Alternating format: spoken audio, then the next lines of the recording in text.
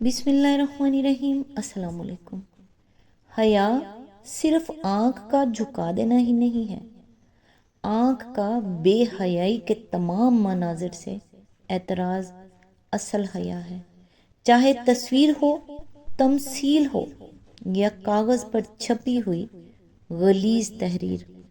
اے بنت ہوا، خود کو اس کتاب کی طرح مت بناؤ جسے ہر کوئی وقت گزاری کے لیے پڑھتا ہے، جو ہر کسی کو آسانی سے میسر ہو اور جسے پڑھ کر انسان بھٹک جائے، بلکہ خود کو اس کتاب کی طرح بناؤ جو غلاف میں لپٹی ہوتی ہے، باپردہ، جسے پڑھنے کے لیے انسان خود کو پاک کرتا ہے، جسے پڑھ کر انسان راہ راست حاصل کرتا ہے۔ آج انشاءاللہ سورہ المسد کی آیت نمبر 1 سے سٹارٹ کریں گے۔ اس سورہ کو سورہ لہب بھی کہا جاتا ہے۔ اس کا ترجمہ اور تفسیر تفہیم القرآن سے بیان کروں گی جو اہل سنت جماعت کے لیے ہے۔ سورہ مسد یعنی سورہ لہب قرآن مجید کی 111 نمبر سورت ہے جو 30ویں پارے میں شامل ہے۔ یہ ایک مکی سورت ہے اور اس میں 5 آیات ہیں۔ اس صورت میں ابو لہب اور اس کی بیوی کے انجام کا ذکر کیا گیا ہے، جنہوں نے نبی کریم صلی اللہ علیہ وآلہ وسلم کی سخت مخالفت کی اور اسلام کے راستے میں رکاوٹیں ڈالیں۔ اللہ تعالیٰ نے اس صورت میں واضح فرمایا کہ حق کی مخالفت کرنے والے خواہ کتنے ہی طاقتور کیوں نہ ہوں، آخرکار ناکام اور ذلیل ہوتے ہیں۔ اس صورت کا نام المسد ہے، جس کا مطلب کھجور کی بٹی ہوئی رسی ہے، اور یہ ابو لہب کی بیوی کے انجام کی طرف اشارہ ہے۔ اس صورت میں یہ سبق دیا گیا ہے کہ دولت، نسب اور دنیاوی طاقت اللہ کے عذاب سے نہیں بچا سکتی، جبکہ حق اور سچائی ہمیشہ غالب رہتی ہے۔ سورہ المسد ہمیں یہ بھی سکھاتی ہے کہ نبی کریم صلی اللہ علیہ وآلہ وسلم سے دشمنی اور حق کی مخالفت انسان کو تباہی کی طرف لے جاتی ہے۔ تو آئیے سٹارٹ کرتے ہیں سورہ المسد کی آیت نمبر 1 سے۔ اعوذ باللہ من الشیطان الرجیم، بسم اللہ الرحمن الرحیم۔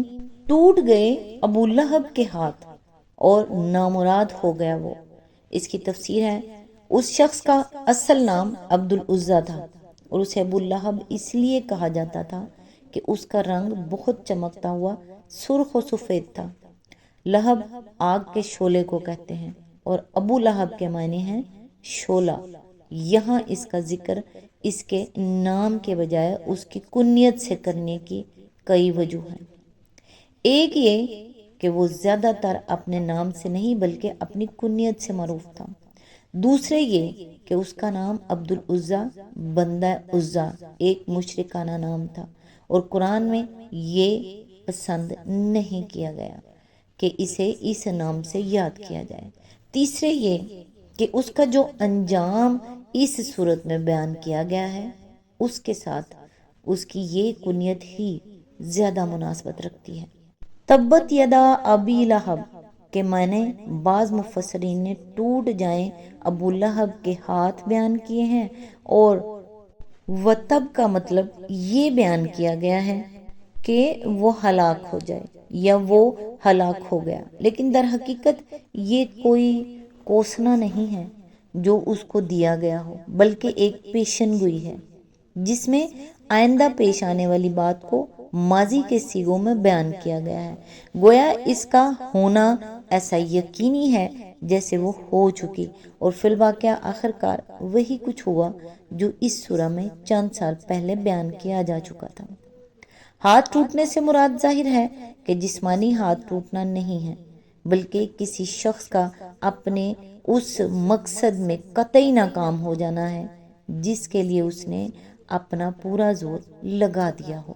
اور ابو لہب نے رسول اللہ صلی اللہ علیہ وآلہ وسلم کی دعوت کو ذک دینے کے لیے واقعی اپنا پورا زور لگا دیا تھا، لیکن اس سورہ کے نزول پر 7-8 سال ہی گزرے تھے کہ جنگ بدر میں قریش کے اکثر و بیشتر وہ بڑے بڑے سردار مارے گئے جو اسلام کی دشمنی میں ابو لہب کے ساتھی تھے۔ مکہ میں جب اس شکست کی خبر پہنچی تو اس کو اتنا رنج ہوا کہ وہ 7 دن سے زیادہ زندہ نہ رہ سکا۔ پھر اس کی موت بھی نہایت عبرتناک تھی۔ اسے عدسہ کی بیماری ہو گئی، جس کی وجہ سے اس کے گھر والوں نے اسے چھوڑ دیا، کیونکہ انہیں چھوت لگنے کا ڈر تھا۔ مرنے کے بعد بھی 3 روز تک کوئی اس کے پاس نہ آیا، یہاں تک کہ اس کی لاش سڑ گئی اور اس کی بو پھیلنے لگی۔ آخر کار جب لوگوں نے اس کے بیٹوں کو تانے دینے شروع کیے تو ایک روایت یہ ہے کہ انہوں نے کچھ حبشیوں کو اجرت دے کر اس کی لاش اٹھوائی اور انہی مزدوروں نے اس کو دفن کیا، اور دوسری روایت یہ ہے کہ انہوں نے ایک گڑھا کھدوایا اور لکڑیوں سے اس کی لاش کو دھکیل کر اس میں پھینکا اور اوپر سے مٹی پتھر ڈال کر اسے ڈھانک دیا۔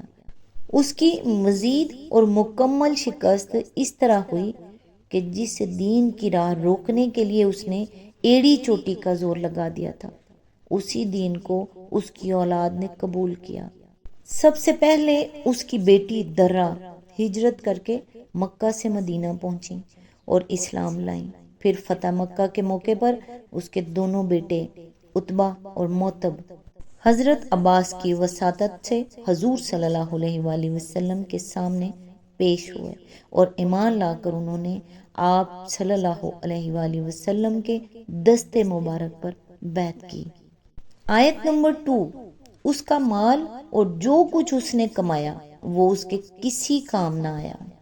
اس کی تفسیر ہے، ابو لہب سخت بخیل اور زر پرست آدمی تھا۔ ابن اسیر کا بیان ہے کہ زمانہ جاہلیت میں ایک مرتبہ اس پر یہ الزام بھی لگایا گیا تھا کہ اس نے کعبہ کے خزانے میں سے سونے کے 2 ہرن چرا لیے ہیں، اگرچہ بعد میں وہ ہرن ایک اور شخص کے پاس سے برآمد ہوئے، لیکن بجائے خود یہ بات کہ اس پر یہ الزام لگایا گیا، یہ ظاہر کرتی ہے کہ مکہ کے لوگ اس کے بارے میں کیا رائے رکھتے تھے۔ اس کی مالداری کے متعلق قاضی رشید بن زبیر اپنی کتاب الذخائر والتحف میں لکھتے ہیں کہ وہ قریش کے ان 4 آدمیوں میں سے ایک تھا جو 1 کنتار سونے کے مالک تھے۔ کنتار 200 اوقیہ کا اور 1 اوقیہ 3.25 تولے کا ہوتا ہے۔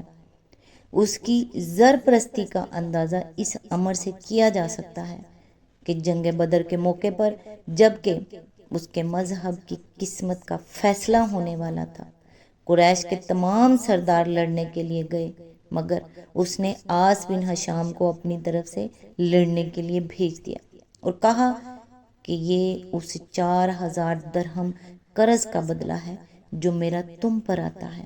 اس طرح اس نے اپنا قرض وصول کرنے کی بھی ایک ترکیب نکال لی، کیونکہ عاص دیوالیہ ہو چکا تھا اور اس سے رقم ملنے کی کوئی امید نہ تھی۔ ما کسب کو بعض مفسرین نے کمائی کے معنی میں لیا ہے، یعنی اپنے مال سے جو منافع اس نے حاصل کیے وہ اس کا کسب تھے، اور بعض دوسرے مفسرین نے اس سے مراد اولاد لی ہے، کیونکہ رسول اللہ صلی اللہ علیہ وآلہ وسلم نے فرمایا ہے کہ آدمی کا بیٹا بھی اس کا کسب ہے۔ ابو داؤد، ابن ابی حاتم۔ یہ دونوں معنی ابو لہب کے انجام سے مناسبت رکھتے ہیں، کیونکہ جب وہ عدسہ کے مرض میں مبتلا ہوا تو اس کا مال بھی اس کے کسی کام نہ آیا، اور اس کی اولاد نے بھی اسے بے کسی کی موت مرنے کے لیے چھوڑ دیا۔ اس کا جنازہ تک عزت کے ساتھ اٹھانے کی اس اولاد کو توفیق نہ ہوئی۔ اس طرح چند ہی سال کے اندر لوگوں نے اس پیشن گوئی کو پورا ہوتے دیکھ لیا جو ابو لہب کے متعلق اس سورہ میں کی گئی تھی۔ آج تک کے لیے بس اتنا ہی، نیکسٹ انشاءاللہ آیت نمبر 3 سے سٹارٹ کریں گے۔ اللہ تعالیٰ سے دعا ہے کہ وہ ہم سب کو نیکی کی ہدایت دے اور اپنے نیک بندوں میں شامل کرے۔ اللہ تعالیٰ تمام مومن اور مومنات کو اپنے حفظ و امان میں رکھے اور دنیا اور آخرت کی تمام پریشانیوں اور تکلیفوں سے بچائے۔ اللہ تعالیٰ آپ کو اور آپ کے تمام اہل و عیال کو اپنے حفظ و امان میں رکھے اور آپ کی تمام نیک اور جائز حاجات کو پورا کرے۔ آمین ثم آمین۔ نیکسٹ ویڈیو تک کے لیے دعاؤں میں یاد رکھیے گا۔ اللہ حافظ۔